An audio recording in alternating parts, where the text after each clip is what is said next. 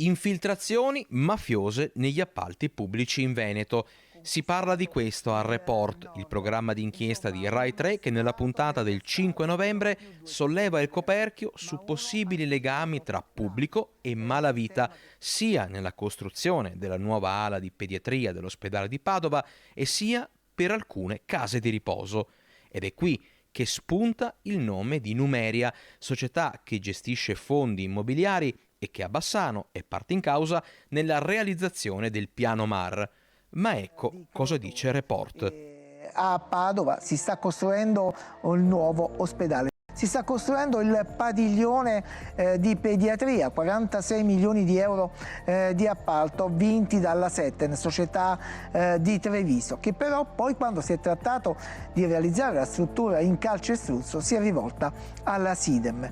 Siamo andati a chiederlo alla Setten Genesio, una delle più grandi imprese di costruzioni del Triveneto. È la ditta che ha vinto l'appalto per la nuova pediatria di Padova e che ha ceduto il subappalto alla Sidem. La risposta è stata sorprendente. Come siete venuti in contatto con questa azienda? Perché lavorava per un fondo dove noi abbiamo investito dei soldi. Quando lei dice lavoravano con un fondo, in che senso? Lavoravano per conto del fondo a costruire delle case di riposo. E qual è questo fondo?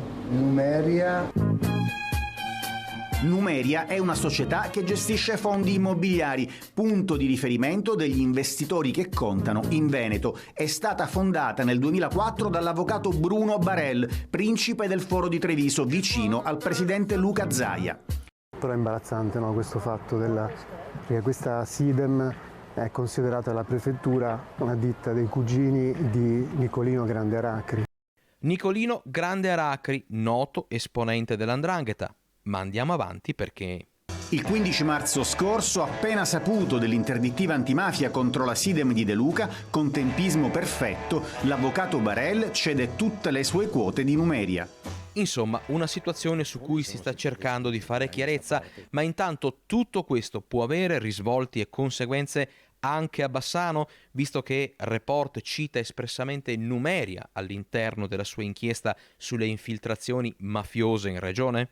No, perché sostanzialmente il rapporto che il pubblico ha con Numeria è un rapporto molto limpido e sereno, è fatto di atti.